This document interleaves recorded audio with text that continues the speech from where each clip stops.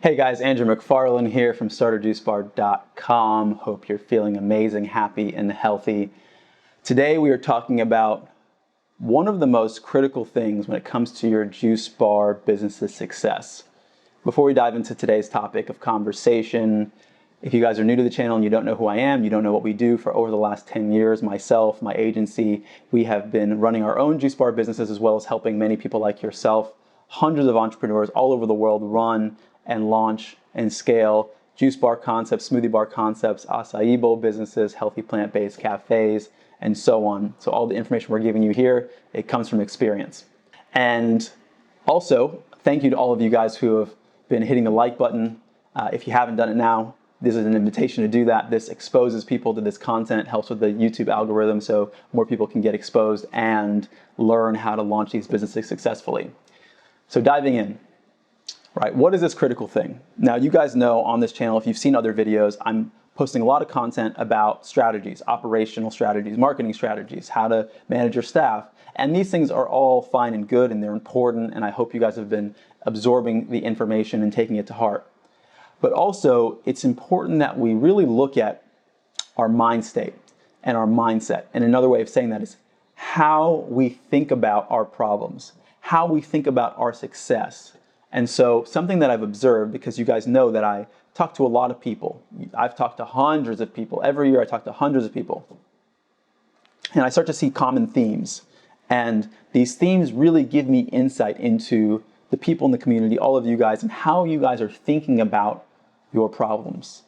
And who you are as an individual and how you hold the vision for your business is going to dictate how you approach the development process. So it's really, really critical that we analyze how we're thinking about success. Now, we all know that success is monetary, but it's not only monetary. You as an individual have to define what success means for you. That might be you getting the fulfillment of really just having a connection to your community and knowing that you're helping your community get healthier. It might be that and making a certain amount of money per month.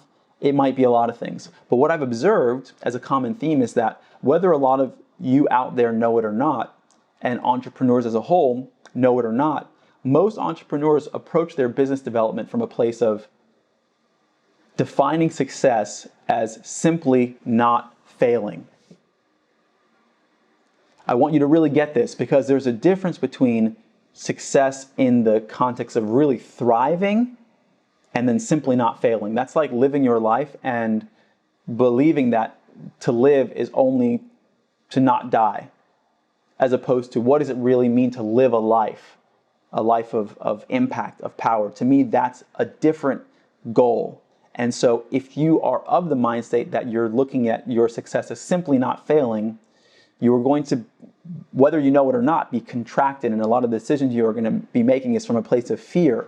And so there's a difference between, and I see this a lot, there's a lot of mom and pop business owners in the food service world that I come and talk to them, and they've been in business for 10 years, and they're not really much further 10 years from when they started, which means they haven't really grown. It means that a lot of things are a problem that they don't realize. And usually when I talk to them, what do I observe? I observe that the way they're thinking about their problems are not the right way, or not the most advantageous way based on what they really want to accomplish. They have all kinds of philosophies about why they can't delegate to other people, why they can't do this, this, and that, why they can't raise money to invest in their business to grow it, because there's fear. I talked to a friend the other day, and she was saying, oh, I can't grow my business because I don't want to invest in staff because it's too much of an expense. And I said, that's the wrong way of thinking about it, because your staff, although it does cost you money, they're not an expense, they're an investment. They're an investment to allow your business to grow. And you see the distinct difference between thinking about your staff as an expense versus thinking about your staff as an investment. And we know that you can't grow a business without having other people help you grow that business. And so these are mind state issues. There's a difference between people who ask me the question, which I get a lot, which is, what's the least amount of money I can invest in starting a juice bar business? Now, it's not a bad question, because it's important to be conscious with the amount of money that you spend in any realm. But it's also different than asking the question, which I believe is a better question, How much money do I need to invest to make my juice business as successful as possible? And what is possible in that realm financially? How much money can I make? Because in that situation, you're juxtaposing, right, how much you're investing versus how much you're going to make. If I told you just on a numeric basis that you can invest $100 in something, but you're only going to make $10, are you going to look and say, okay, well, that's a good investment because $100 isn't a lot of money? But I told you can invest $100,000 in something, but you can make $1 million. And are you going to say, oh, that's a lot of money, $100,000 is just too much? No, because it's relative to what the upside potential is. And so you always want to think about what is your upside potential and what do you need to do to get to that place? Is it worth it? And then find the resources to make that work. I'll share another story with you. Many years back, I was speaking to someone on the phone, and I shared with this person in terms of how much I invested in starting my business, and our first location cost us just under $100,000, which if you guys have watched other videos, this is not a lot of money relative to how much other people invest in launching juice bar businesses or other food service businesses. And this person on the other line of the phone said, oh my God, that's a lot of money. And my response was, as long as you believe that that's a lot of money, it will always be a lot of money. Because there came points where, and we've got many clients, which you guys may have heard me say, we've got clients who've invested $250,000 starting their business, and they're making $150,000 gross income per month. So if you look and say, oh, that's a lot of money, $250,000, but when you compare that to a company that's going to make over $1.7 million gross income in a year, at that point, is it a lot of money? It's all relative, and so it's how you're thinking about it. So this is why I want to bring this up, because you get to define what success is for you, but you also get to take inventory and see where your ceiling is, what personal fears you might have in terms of how you're thinking about approaching your business. Because there's a lot of things you can do, and no matter where you are, you can always grow. Even for myself, I've been very successful in this industry and in many other industries, but I still ask myself, how am I thinking about these problems? Are there limitations in the way that I'm thinking that how successful I can be? And if I expand that, how is that going to change the way that I approach my business development? A lot of you out there are always wanting to start small because you're afraid of going big or what you believe is big, but it's all relative.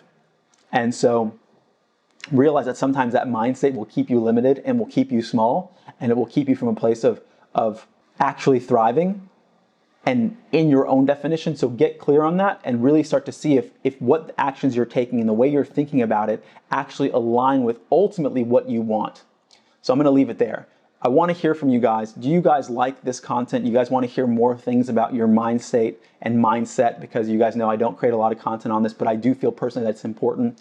And so that's why I created this video. If you guys like the video and you haven't liked the video yet, click the button below. If you guys have any questions or comments, or just want to tell me you guys like the video, you can also put it in the comment box below. If you're not subscribed to the channel, definitely encourage you to subscribe. Push the notification bell so that way you get alerted anytime we release new content. If you're not following us on Instagram, we release posts on Instagram every day. Follow us at StartAJuiceBar. And then lastly, we have a podcast on iTunes and on Spotify at the Juice Bar Experts. There's also a link in the description box below so you can find us there. We also release the content on our website at StartAJuiceBar.com. If you guys need support, reach me personally at Andrew@StartAJuiceBar.com. Would be happy to talk about how we can help you. We have a full-scale agency. We can help you with everything from your logo design and your branding work to your menu creation, all the way to even training your staff on site when you get closer to opening. So please feel free to reach out to us there. And until next time, once again, hope you're happy, hope you're healthy. I'll see you guys at the next video. I hope you guys have been enjoying all of the content. If you're in a place where you are really inspired to start your juice business, but you're not exactly sure what the next steps are, for you, we've created a free ebook, The 15 Steps to Starting Your Juice Business from Scratch. This is going to give you an overview of everything that you need to do from just having a concept all the way to launching your business. Beyond that, if you're inspired to go even deeper, we've created an online course, the Juice Bar Master Blueprint, that is going to go into great detail into every single area of launching a successful juice business. There's links for both of these in the description below. I know you'll find a lot of value out of them. As always, wishing you guys a lot of success, and I'll see you at the next video.